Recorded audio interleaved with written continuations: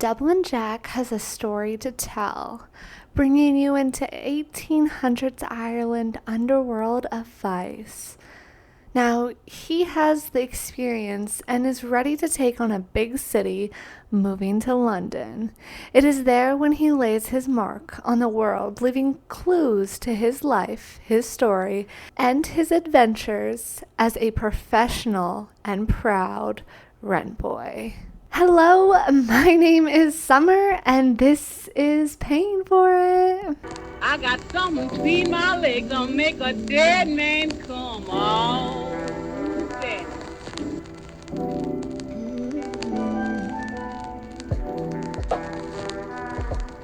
I got something between my legs that'll make a dead man come. Oh, that.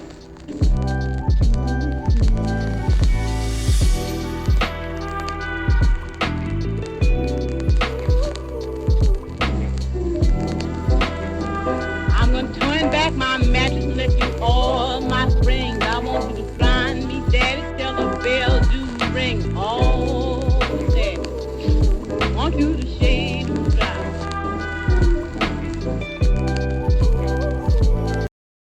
Thank you for being here for episode 11. Happy St. Patty's Day or belated St. Patty's Day.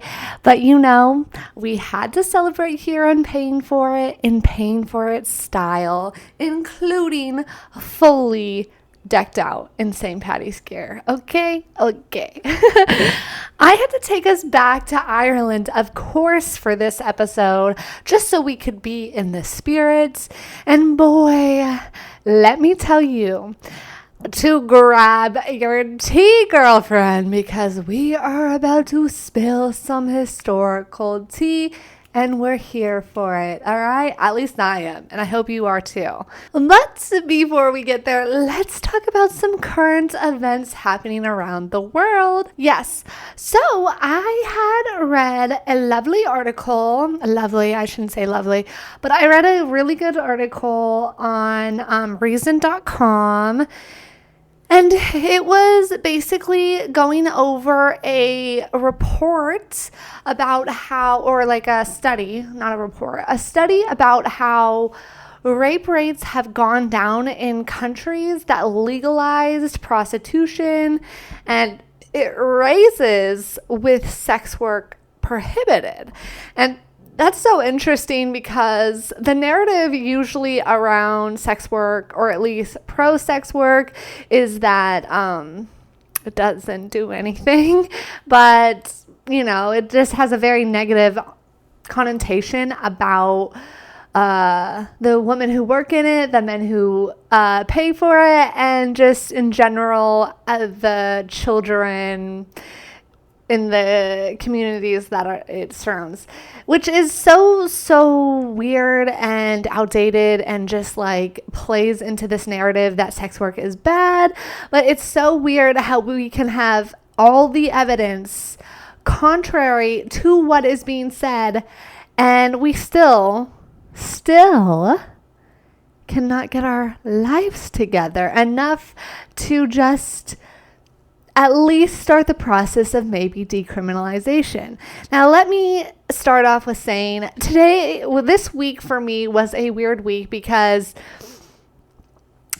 not only am I just in love with history and stories of our ladies of the past, but I'm also really into true crime. And I love true crime, and I'm constantly listening to like Kendall Ray, Crime Weekly, and Mile Higher podcast, just in general listening to, I prefer to listen to them speak on true crime because they advocate in a way that aligns with the victim's family or the missing people. Like, they are professional and kind, and they truly want to help the community and see a lot of these cases go solved that are often just going cold.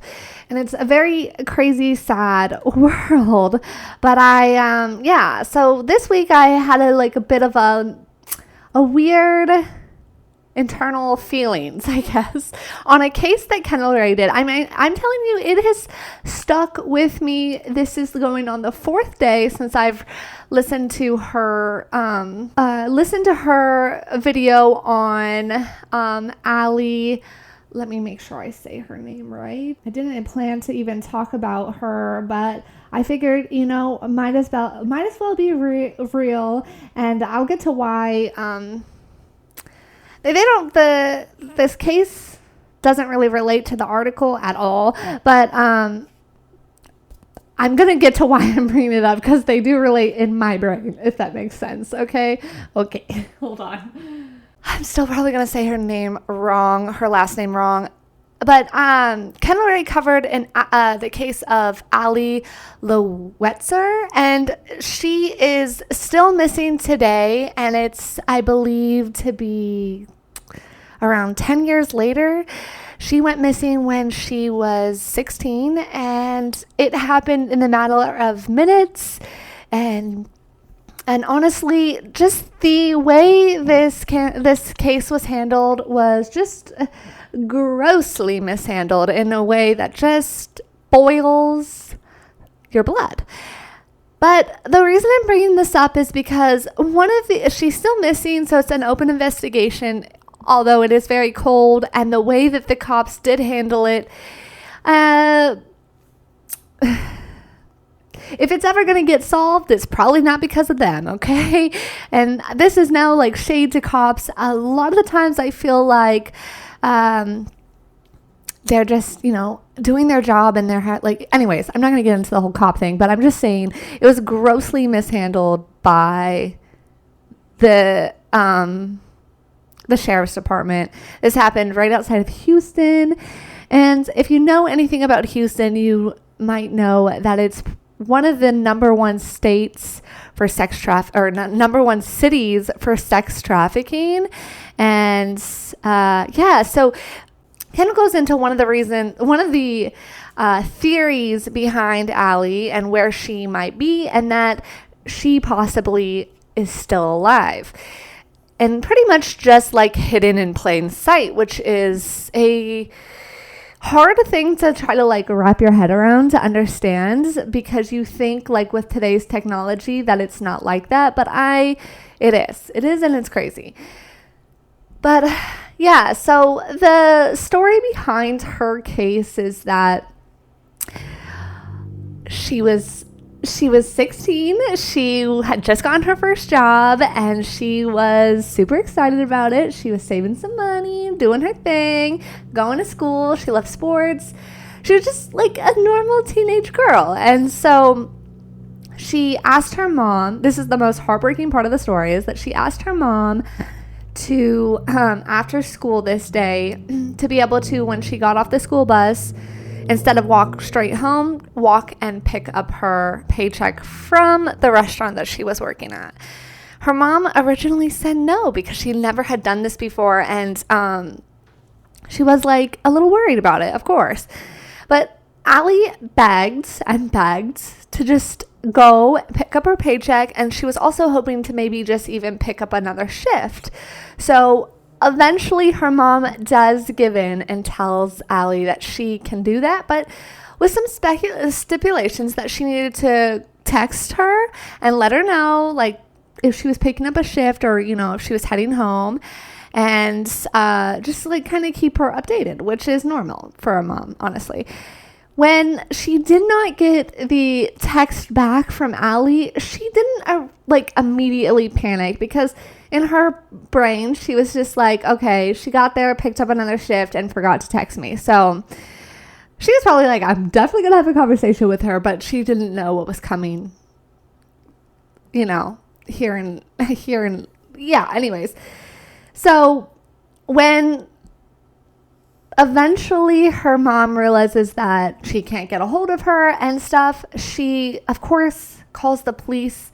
The police come and pretty much tell her that she ran away and that she'll be back in a couple days. And yeah, that's pretty much it. A couple days later, they say, or the next day, they tell her the exact same thing. They won't even open a missing case. They won't even file missing case on Allie. They don't do anything for Allie at all. And the only thing that her mom had was to attempt to get the media attention. And this was in 2010, I believe. So, that wasn't as easy. But when they finally started getting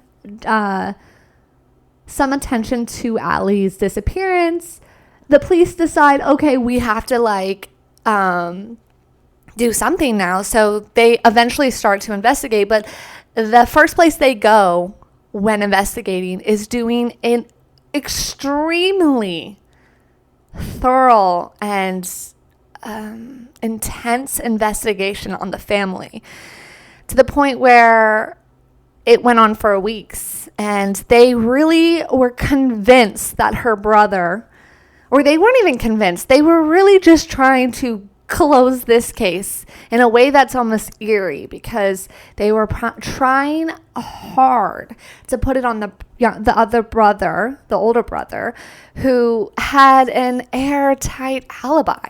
Witnesses, friends, people. He was hanging out with friends. There was no way, because all of the friends agreed that he was with them, and it just didn't make sense.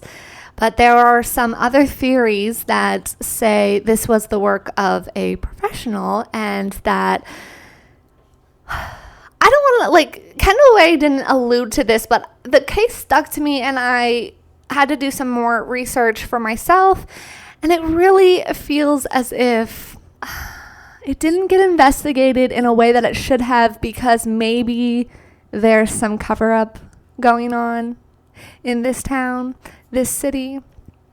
And it's really scary and it's really sad. And I know that talking about sex work in general, it goes hand in hand with sex trafficking and human trafficking. And I like to make it very clear that those are not the women I want to talk about in my stories when I talk about women who thrived in the business, because there are women who thrived in the business, but that does not mean that we don't have an epidemic going on in our world with human trafficking. And I believe that in order to save our motherfucking children, okay, from being able to just walk to work without having to worry about getting abducted off the street in broad daylight. And this wasn't this wasn't an untraveled street. This was she was walking to her restaurant, her bus dropped her off. This was a busy street, But the way her phone was turned off immediately and discarded, and just all traces, especially in 2010, were stopped immediately. And the fact that it happened within 4 minutes of her getting off the bus says that maybe someone knew what they were doing. And Kendall does a really good job of laying out the facts of this case and stuff. But when I was done with it, I was literally so sad and so scared and just so heartbroken for the family in general, because of what little was done for them, and the heartbreak, because Kendall talks to the families as much as possible when doing her videos, which is amazing, but how heartbroken and just destroyed her mom was. But she's still out there fighting for her daughter, at least to get some kind of closure, some kind of something for her. And I really hope that we can get there. But it does not happen with what we're doing now. What our system that we have involved now is not working. And human trafficking is a lucrative business for a reason. And in order for it to no longer be something that criminals can just exploit our children with, we need to start having some open conversations, some way to talk openly with are professional girls who do this safely, daily, and openly, and just like they want to do this. This is how they make their money. This is what they like. And with laws and regulations, and I think the best way we will see this is decriminalization, and a decriminalization in a way where at least that way women who are choosing to be in this life, choosing to make this their career path, aren't getting arrested, while we have, way too many people going missing with the thought that, or the theory that it's because of human trafficking.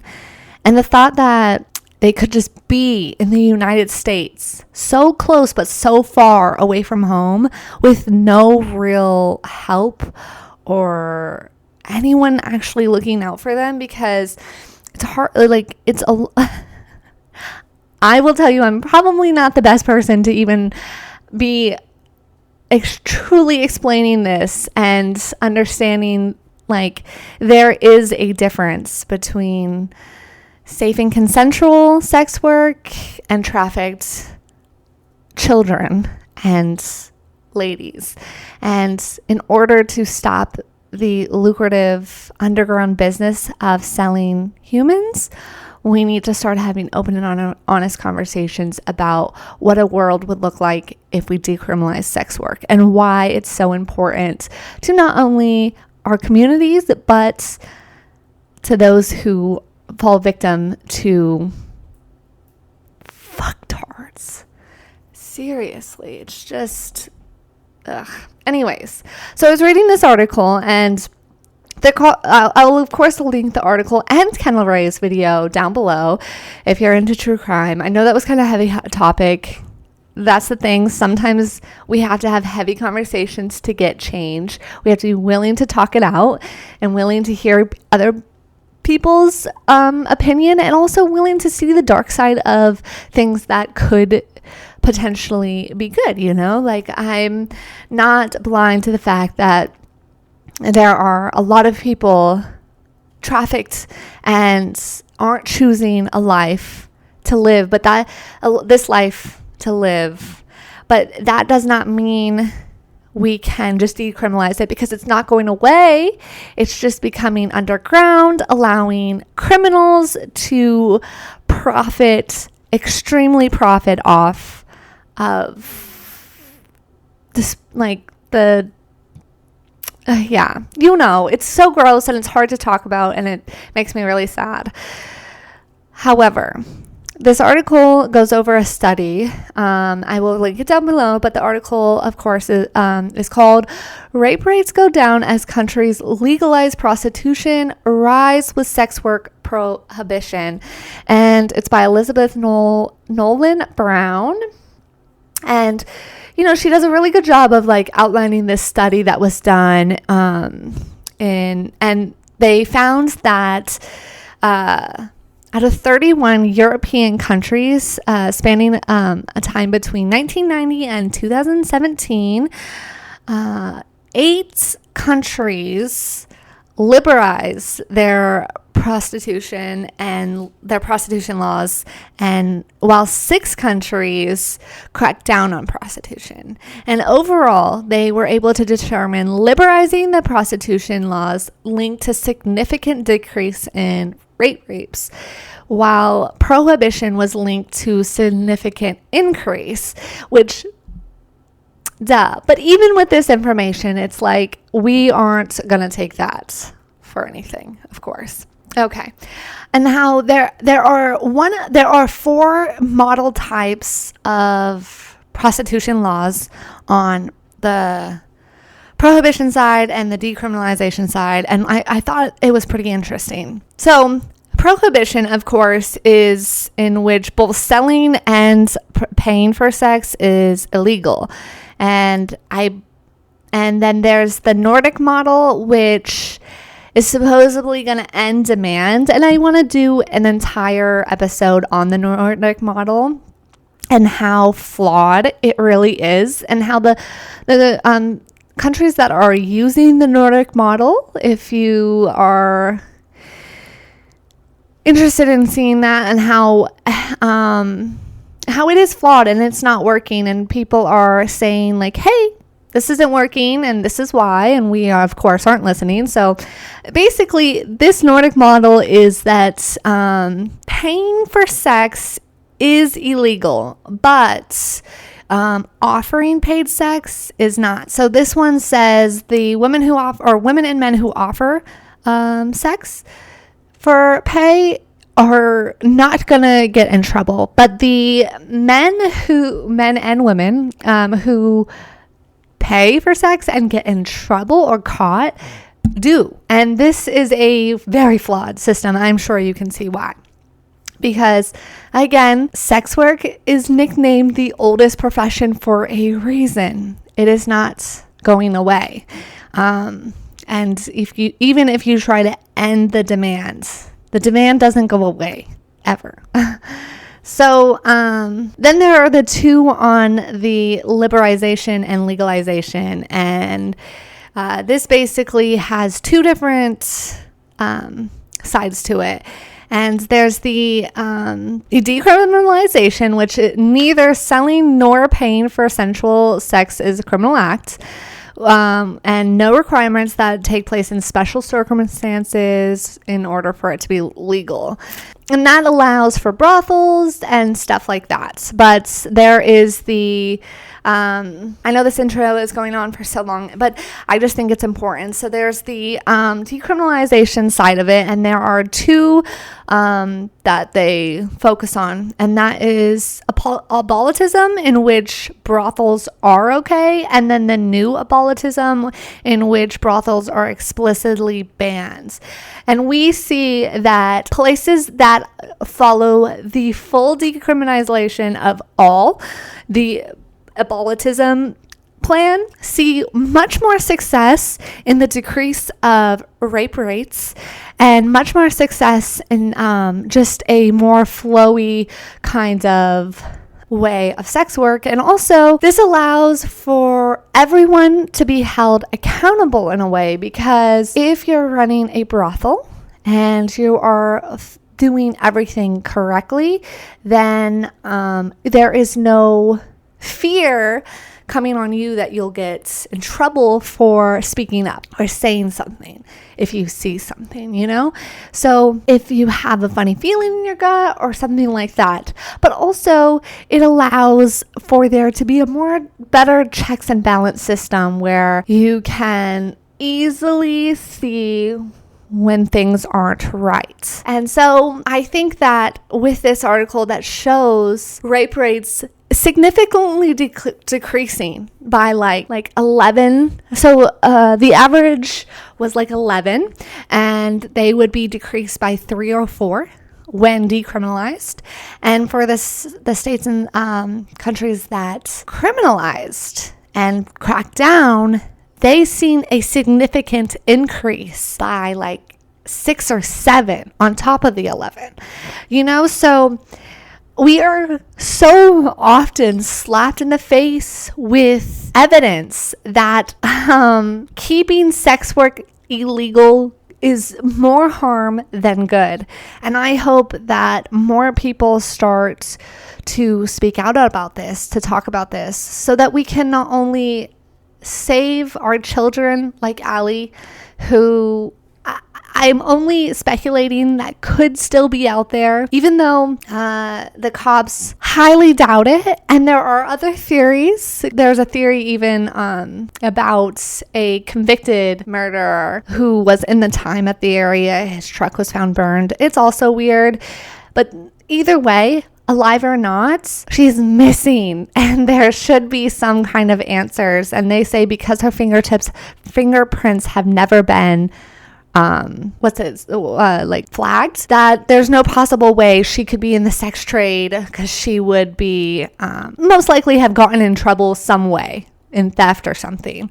But as Kendall says, that's not quite true, because lower crimes like theft that a lot of people who have been trafficked or even just in like prostitution who aren't doing well or down on their luck is theft. And so those types of cases, there aren't always paper trails, fingertips. They don't always go into the bigger database. So we don't know. And we can't say for sure until we have the evidence, the facts that say for sure. And I just feel like once we start having the difficult conversations like this one, we can start to advance some real changes within the sex world for safer, consensual play, and also keeping our children protected, holding some skeezy people accountable, and not allowing, there's this fear when it comes to sex work and stuff like that, where women are way afraid to speak out if they see something like this or if they have a feeling, because more than likely, they are the ones going to be in trouble because they are confessing on themselves in a way. And so, like I will always say, the justice system is broken, and the only way to fix it is start having difficult conversations. I hope this wasn't chaotic, and I hope it wasn't too triggering or sad, but life is both sad and happy, so we have to have sad and happy moments and conversations. And yeah, I really hope that there is movement on Allie's case, because she at least deserves that. Her family deserves that. And whether she's alive or not, they deserve answers. And for everyone else who has a missing family member who they are afraid is missing in plain sight, or they're just afraid, of course, for them. Like, my heart is with you, and I can't imagine that kind of pain. And I hope that our world becomes better, not only for your family member who is missing, but just in general for everyone who could possibly be found in this situation, because it happens so incredibly fast and too much is being buried. At the very least, if there isn't corruption happening with some of these cases, things are being handled poorly when it comes to missing children or missing adults even. So I hope we see some major changes in the next few years to start actually fixing the issue, if that makes any sense. Thank you for bearing with me on that. I have strong opinions, and sometimes I don't write my intro topic, and I really wasn't planning on talking about Allie, because the case, it really fucking haunts me right now. Like, it's so sad, and I was shaking while I was watching her coverage on it, and I'm probably going to rewatch it because I want to. It's something that resonated with me, and I think that's important. And the stuff surrounding her. So, yeah, my mic cut out, but we're back. But yeah, so I don't know. I just really hope to see some movement for her. I really highly suggest that you go down and watch Kendall's video. Reach out to the sheriff department on the case to try to demand some answers for Allie, because I'm barely covering how grossly mishandled that case was, and there is something we can do about it, and Kendall will explain how. So I suggest you do that if you are interested. Okay, I know that was really sad, and I know it's supposed to be happy because we are St. Patty's, but I just have to talk about where I was, and that is where I was. So now it is time to get into a bit of a lighter topic and a bit of a gossipy gossip topic. So we're going back. Historical gossip in Ireland, okay? So it's time, grab yourself a cocktail, a mocktail, coffee, a tea, whatever you fancy. Today I got I don't know if this is going to be good. I just like sometimes throw ingredients together and just like hope for the best. And, you know, it's like 12 in the afternoon. So 12 in the afternoon on a Wednesday. See, there's a little hair in there. Yeah, I love that. You know, so we're doing something. But basically, it is just lime, tequila, of course. Hello, tequila girl. Lime, tequila, chili liqueur, orange liqueur, splash of orange bitters. And I put in a splash of blueberry vodka. And I don't even like blueberry vodka, but Western Sun's blueberry vodka smells delicious. So I needed a little sweetener. I don't know, but cheers. Hopefully it's good. Okay, that's not bad. I don't mind it.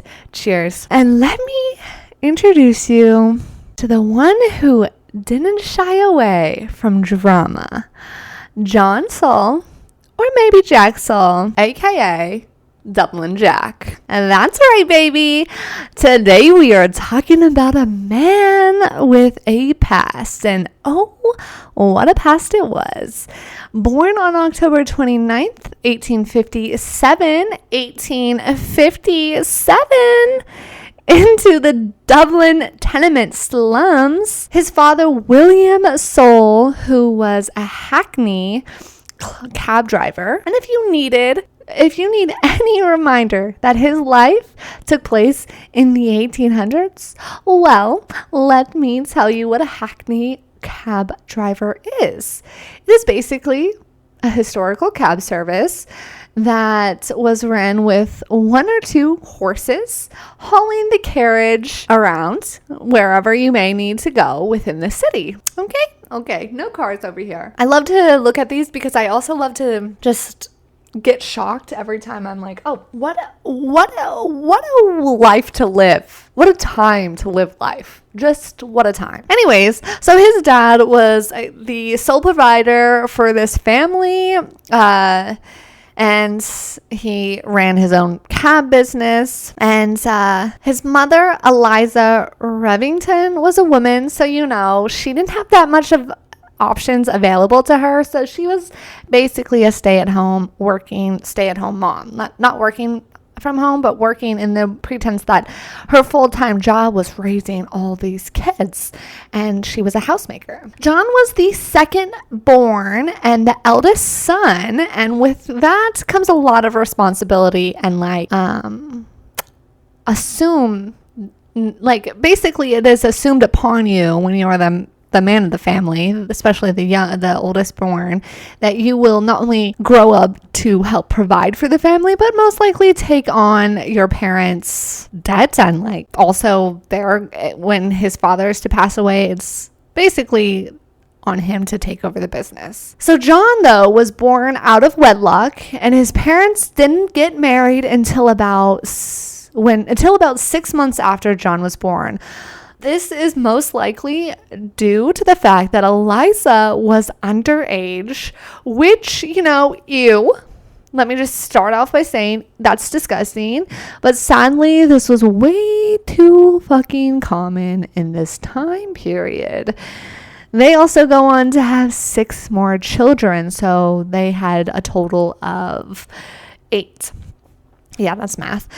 Sadly, 2 or 3 of those children do pass away quite young and they don't make it to adulthood, which is also common for this time period because modern medicine was not a thing. And they were living in a tenement, which was a slum, so they definitely didn't have access to even what little medicine and doctors were available at that time. So John is a poor Catholic boy and really had limited opportunities available to him. In Ireland at this time, John was looked down upon due to his heritage and religion. And because this was kind of expected of the eldest son of the family to take over his father's business, John, however, didn't want to. He had other ideas. I mean, you're young, you have stars in your eyes about the world, and you feel like he felt that he had more to offer the world than just taking over his father's cab business. And so as a poor kid, though, a poor like Catholic boy, and this is important because at the time there was a huge like political battle going on in Ireland at this time. The Irish natives, they were looked down on as second citizens, even though this was like their home. This was their land. You know, all they did was be born, and they were just, you know, that's that. How it goes. So, even though John doesn't really want to take over his dad's business, he also doesn't have any real opportunity available to him unless he gets a reference. So John needs to come up with some kind of idea or get his feet in the door, get introduced to the right people so that he can become a civil servant, is what he's hoping for. So for a while, as John does, he's living a semi-straight and narrow life. As soon as John is at the age where he's old enough to get a job, that was expected of him almost out of necessity to the family's survival. John's family lived in the slums, and most of the families within these tenements were living in like 1-bedroom apartments with entire generations of families living within. So like there's these little apartments, and it could be just literally one room, okay? And so this 1-room house could have a family of 6 to 8 plus grandparents and also extended family. So if like a sibling got married, they also would move into this apartment if they had no other option. Is fucking wild. And the crazy thing is like, we think that shit doesn't happen today. Try again. This is still happening today. But back in the day, you had kids to hopefully make it so that surviving was easier. In the case of John's living situation, they had at one time at least his parents, siblings, grandma, and at a certain point, siblings, families, and kids within an apartment made for a single family. So, like, this was maybe a kitchen and a room, and they all lived there, which is, I can't imagine. You had to be super close to your family at that point. So this made the living situation, of course, quite a bit of a struggle for John and his family. In fact, the family ends up moving at a certain point from one tenement building to another due to the original structure being condemned by the city. So that kind of gives you the idea of what these buildings were like. These buildings were already known to be infested with rats and cockroaches and I'm sure other things. And that was the norm. That wasn't considered condemned. There had to be other things that they were like, oh, we must do something about this. So for a building to be condemned as well, we can just imagine how fucking nasty this building was. I mean, I already know. It just was horrible, okay? John, though, he's like in the mindset of he wants to get out. He wants to live a life that isn't just slaving away to barely survive. So he has bigger plans for his life. And he definitely does not plan on taking his father's cab business over. So when he becomes of age, he goes out and attempts to put himself in the presence of those of higher class status to hopefully get a chance or at least a foot in the door somewhere. It is then he meets Lieutenant Martin Oranamor Kawan. Let me tell you, I am going to butcher some names today, and I apologize. I really do. I am a reader. So when I speak things out loud, they don't come out quite the way I expect them to, and I really try, okay? So I am sorry. He was no common soldier, this Martin. In fact, he was kind of a snob and looked down upon the common soldier. John and Martin most likely met around Green Street or Trinity College. Green Street is a big street for St. Patty's Day, just saying. That's why I think this story is really funny to be telling on St. Patty's Day. So this is where Martin liked to hang out and pick up on the young men who were attracted to men in uniform, and he wore his uniform not out of pride for being in the military, but more out of to get the attention. He liked the attention the uniform drew. It was Martin who introduced John to the world of sex a little bit, okay? So John is then introduced to the plenty of rent boys down by Trinity and the Trinity College in Green Street. Now, a rent boy is a term that is used to describe a particular type of male prostitute. It is usually referred to as a young man who has sex with other men for money. A rent boy was almost exclusively a streetwalker. Martin, who presents as someone who most likely didn't have any need to supplement his income, also probably turned a trick or two, as he kept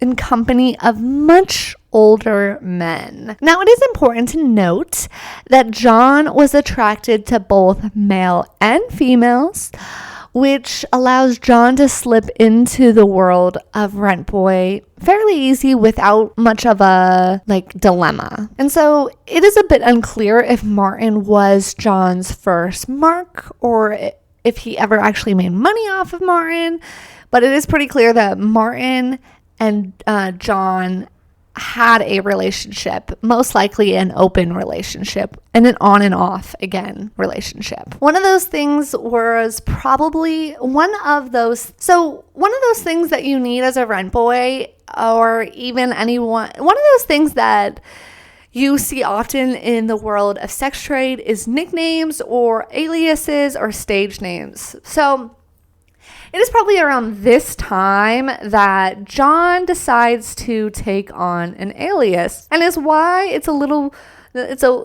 so that is why history kind of knows John as Jack. And this is probably around the time when Jack enters into the service of rent boy, that he starts to go by Jack in that world and John in his normal everyday world. Something else that having a relationship with Martin was able to do for Jack, though, was get him a really good reference, which allowed him to land a solid ass day job as a civil servant at a wealthy home of a prominent young doctor named John Joseph Cranny. While working for John, he was also able to get a good look at what an upper class lifestyle kind of looked like. He was in this doctor's house because he was a civil servant, which is basically a housemaid, but you also help the person you're hired with whatever they may need. Okay, so while he's working for this doctor, he used this money he was getting from both his doctor or the civil servant pay and being a rent boy, the money he was making off the streets, and he was buying himself clothing, presenting himself differently, but he was also still sending home money to his family and bringing home money to his family to make sure that they were being taken care of. And also, I think you just had to. You weren't allowed to say no to your family at the time. And I'm sure they just had family loyalty. This was all going well for Jack. I mean, he had a great day job and was making decent money within the world of rent boys. And he's like, hell yeah, I'm vibing. I'm doing my thing. His parents are proud of him and he's proud of himself. They don't know about his underworld activities. What they don't know doesn't kill them. He's like, at least I'm making money. In October of 1879, though, Jack and his friend William Clark are going to be arrested after being caught sneaking out of Dr. Joseph's house, Dr. Joseph's house window, which had already been kind of broken. But so basically in this time, the police patrolled the streets, okay? And a police officer heard a little noise, walked his happy ass over there to figure it out, and there he catches a couple of hoodlums breaking out of what it seems to be breaking out of the doctor's house with some items. So they get arrested. And at first, this doctor, I said first wrong. At first, this doctor does say that all the items found on the boys belong to him. Claims the items were, his. And the items were a coat, a walking stick, gloves, and a salt cellar. But upon further investigation, the items are never claimed by the doctor. He actually denies that they're his. And the window that was broken was actually already had been broken, and it was possible that Jack had just been talking to his friend from said window, or that he was sneaking out of the window for some reason, or maybe something different entirely. It does seem strange that the doctor decides to deny any of the items are his. Maybe it's because he found out that it was John who got caught. Maybe there was something going on there. I can't tell for certain, but I will say it is strange. But this does allow both boys to be acquitted. However, because of this incident, he is now ruined. You fuck up once, or you fuck up as an Irish Catholic boy at this time, you are fucked. That's it. You don't get to recover. Okay? Your reputation is ruined. So he is acquitted, but that doesn't mean he was acquitted in the public eye, if that makes sense. So at this time, though, when he was staying in the jail, a description of the only known description of Jack or John is recorded. And John / Jack is known to be fair, with blue eyes and a fair complexion. Apparently, with his looks and something else that we will get into in a little bit later, he was a hot commodity back in the day. Anyways, so because of the incident that is quite weird, in my opinion, it doesn't quite make sense to me still, but because of this, Jack does lose his job at the house that he was accused of theft from, which would make sense if he actually stole something. But if the guy says that that's not his, why would he lose his job? Well, he loses his job because he can't have a civil servant in his house with a bad reputation, because then he would have a bad reputation, and there can be none of that. So he finds himself out of a job and needing money fast because his family needs him. And so he has two options. He has the option to go back and work for his dad while maybe still making some money on the side as a rent boy, or he can make a change. And so for Jack, the decision was clear. He was moving to the big city of London to ply his trade in a new environment. So in London, he goes to work mingling with London's rent boy crowd, and he starts making money pretty much right away and sending what he can back to his family. Now, out of his day job, things weren't always as secure. It is so, if you work any sort of gig job or tip related job, like a bartender, server, a paid sex worker, income isn't always guaranteed. You really bring in what you put into the work. And that goes for any kind of gig job like that. So his money income isn't always secure, but he is making money and he is sending back to his family. And it's here he meets Charles Hammond for the first time. Charles Hammond. Now, Charles is an interesting fellow and is also a professional sodomite, which is a word that I've never thought I would say, but basically that is what he was. Just like John. They were both professional in their field of male sex. And we will get more into that word in a little bit. But he meets this man, and he's married to a French prostitute named Carolina Eugene Coates. Charles himself, like I said, was also a prostitute, and eventually he goes on to become a pimp. And you know how I feel about pimps. I feel not. I don't like them. But it could be different in the male sex world. I don't know. He could be okay. Who knows? But we do know he's married to a French prostitute who was what seems to be quite a character herself. He also was a character. And yeah, within 2 weeks of meeting Charles, John/Jack he moves in with this couple at 25 Oxendon Street in the Haymarket. Okay? The Haymarket. The Haymarket? Yeah, Haymarket. Harmon, being clearly taken with the pretty Irish boy, takes him under his wing in a certain kind of way.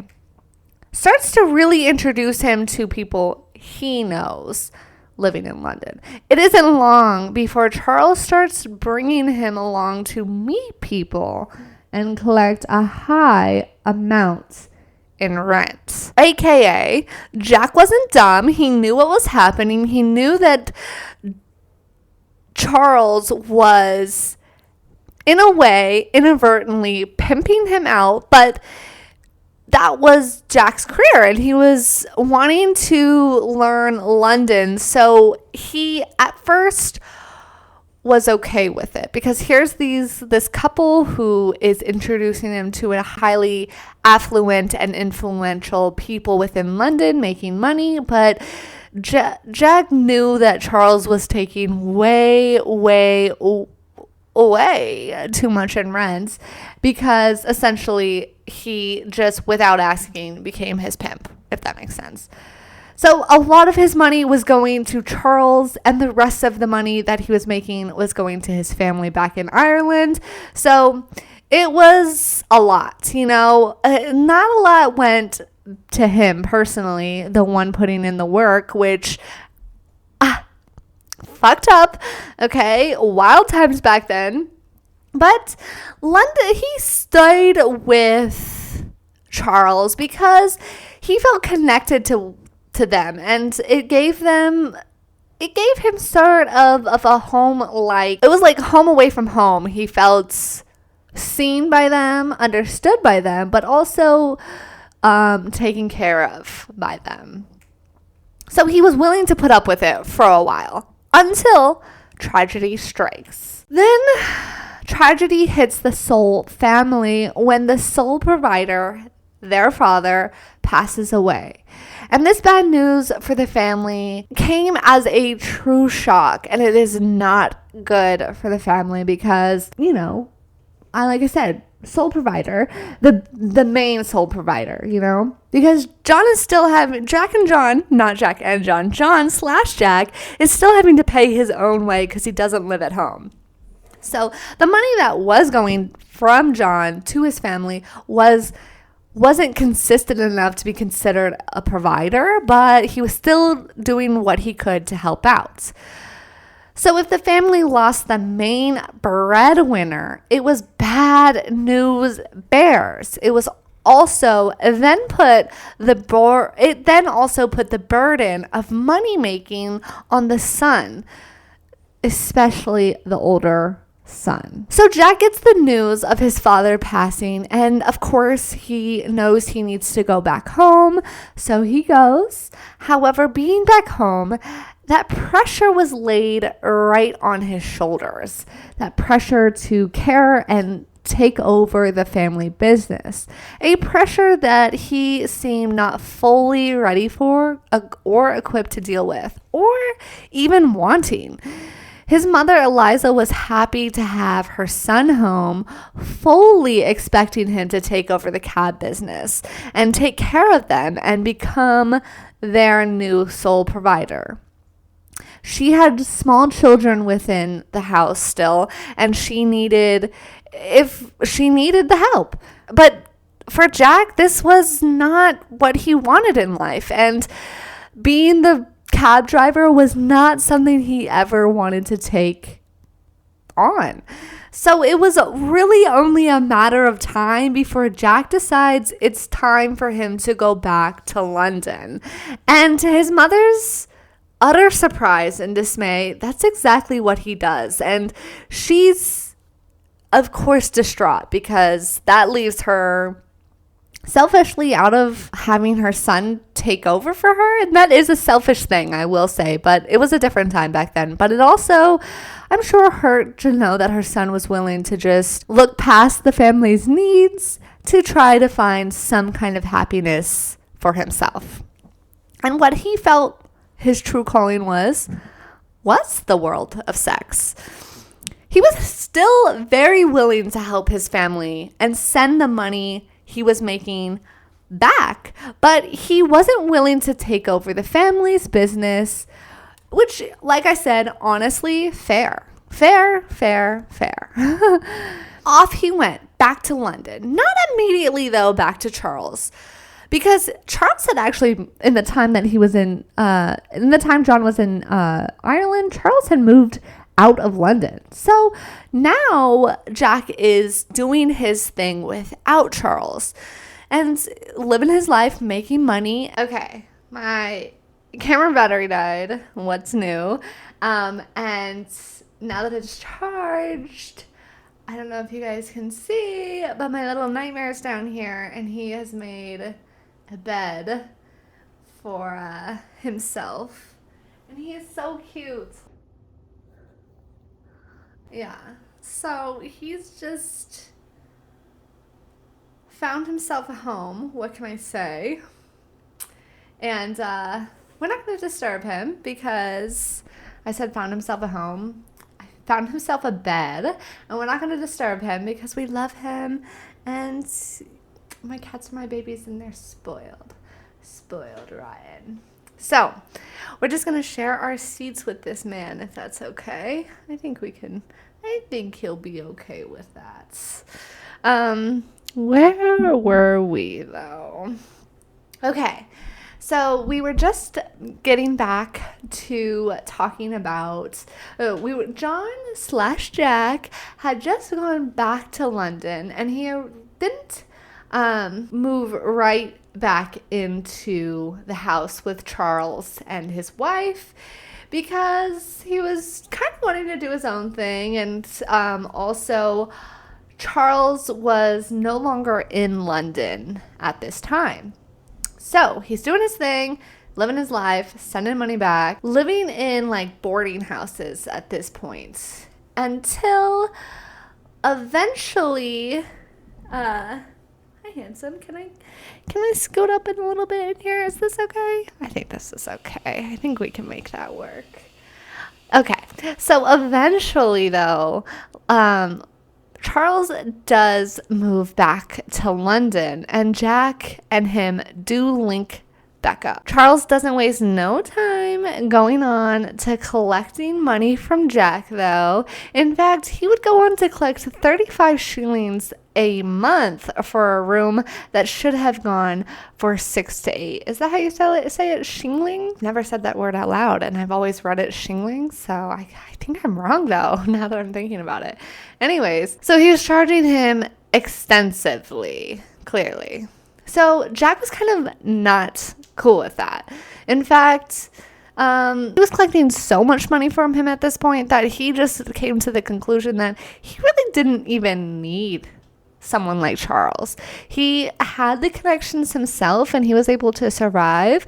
It's just that Charles was able to provide a family-like environment where it wasn't like finding different rooms every night to he had a solid place he could go. He had people that he could semi-trust, and he knew that that was always going to be there. But he was still like not, at this point, it was becoming too much. A lot of money for a room that should have gone for 6 to 8, you know? So at this point, he's weighing his options. And that is when someone enters his life that is going to give him an opportunity to make his first mark in history. That was when Jack meets a man who exactly this man is, we aren't quite sure.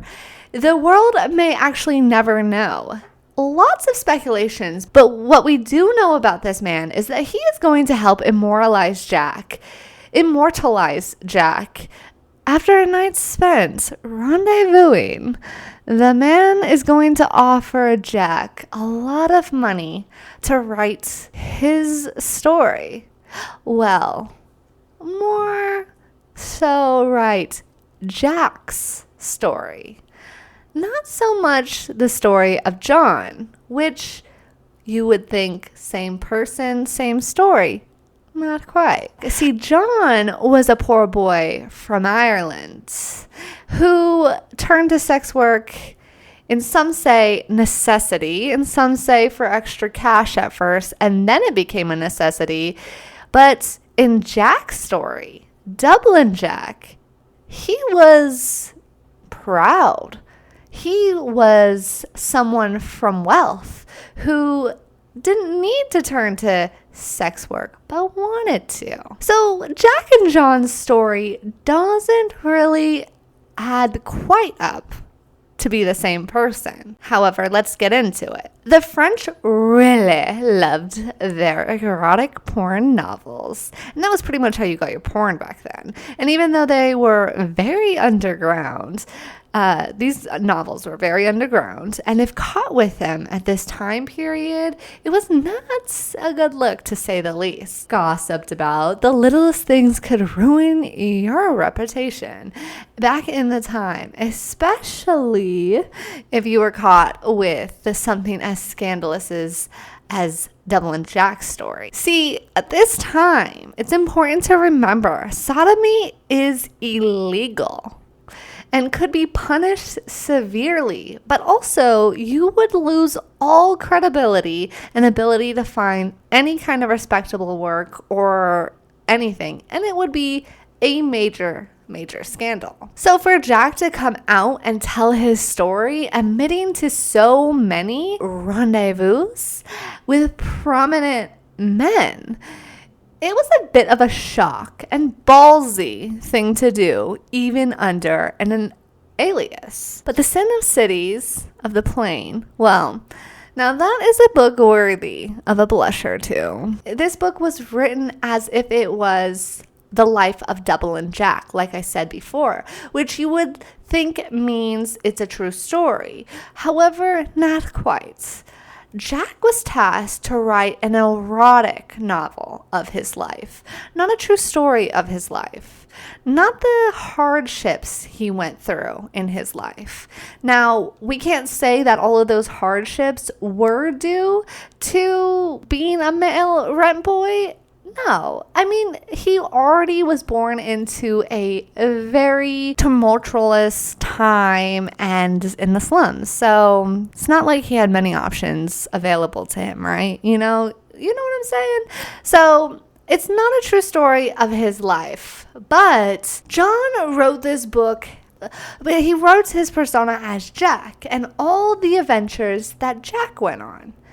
It could be said that the adventures of Jack in the bed are true tales of the life John led. However, that could be also discredited because there are a few stories that Jack or John tells in his story that don't add up. Time periods don't match up, or maybe they do, because now that I'm thinking about it, maybe time periods don't match up. They say that it's historians now today say some of his rendezvous are impossible because of his age range on when it would have been taking part. of these said sexual acts. In particular, with one of them at a party with someone very prominent.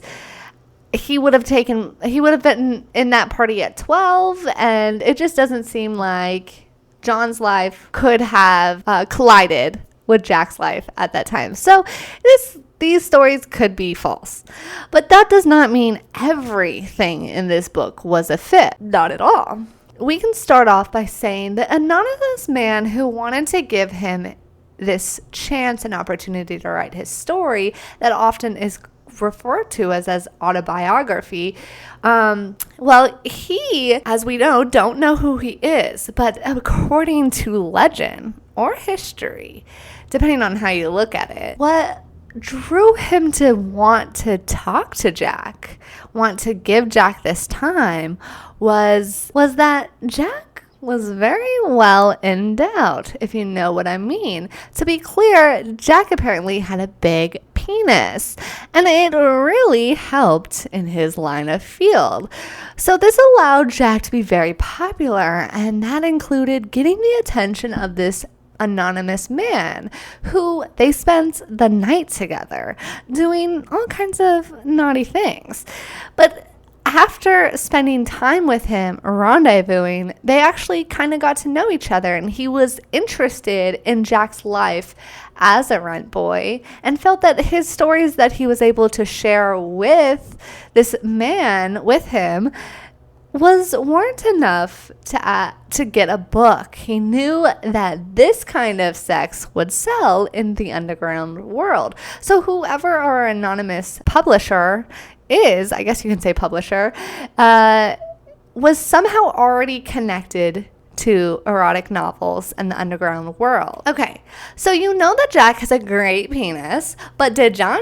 Yes, he did, because John is Jack, and even though their stories might be fibbed a little bit, this is what he was known for. Well, he's actually known in history now for some other things, but like including this book. But in his time, he was very popular in the underground vice world because of his lovely penis, and people just wanted him for that. So of course, this man wanted a porno, and Jack had the penis to have enough stories to give him one. So that's exactly what they did.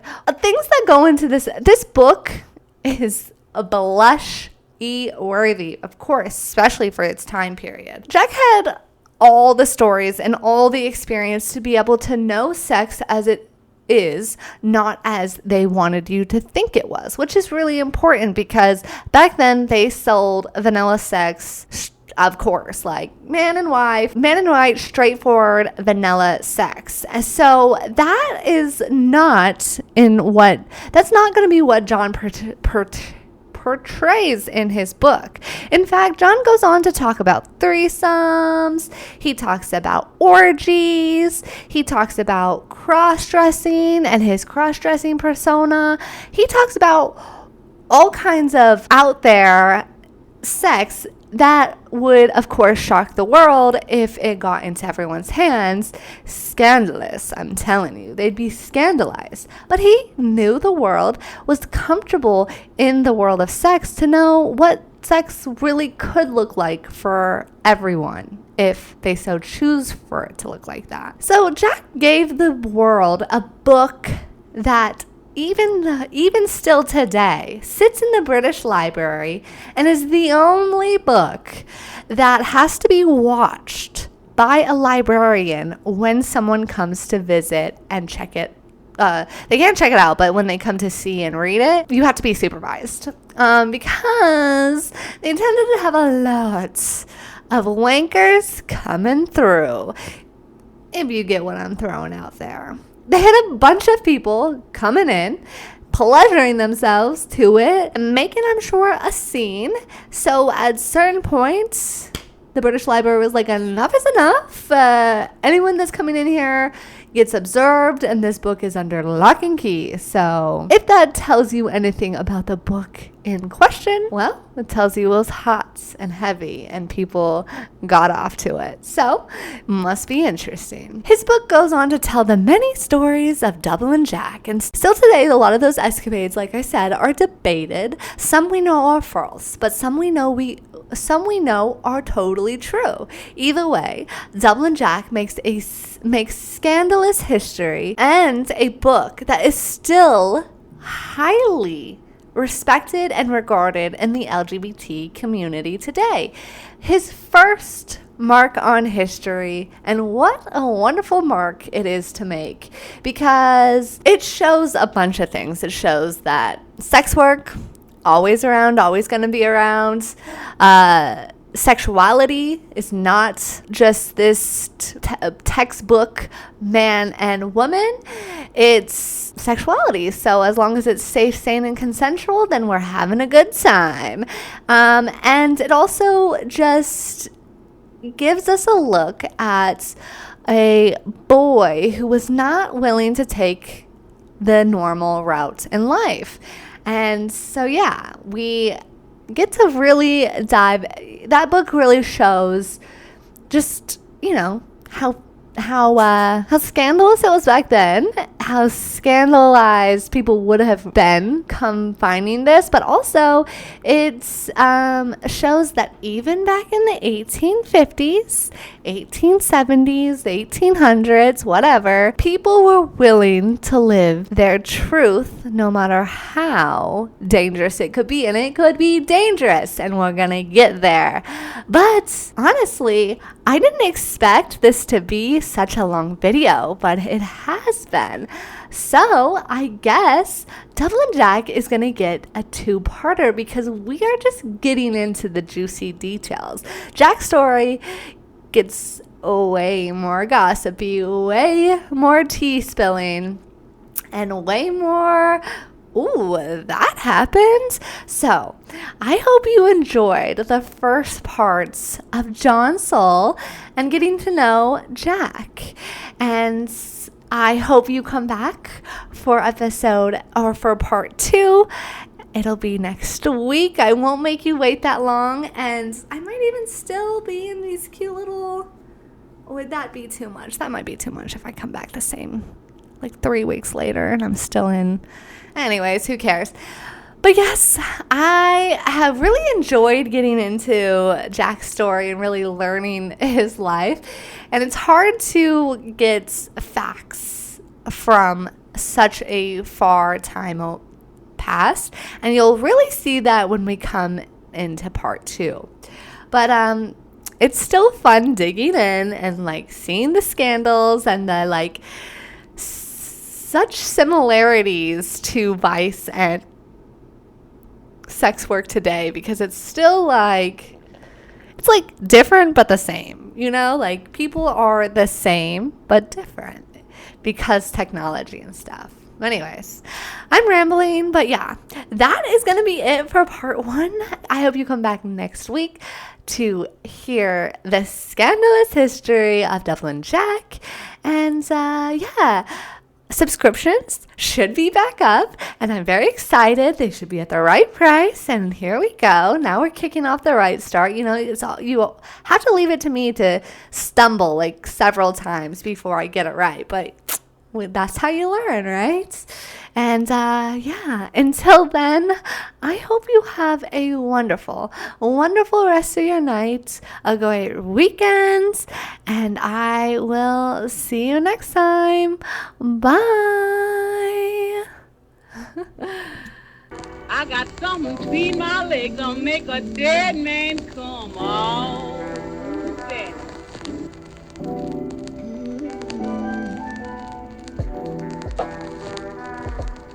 I got something between my legs gonna make a dead man come on.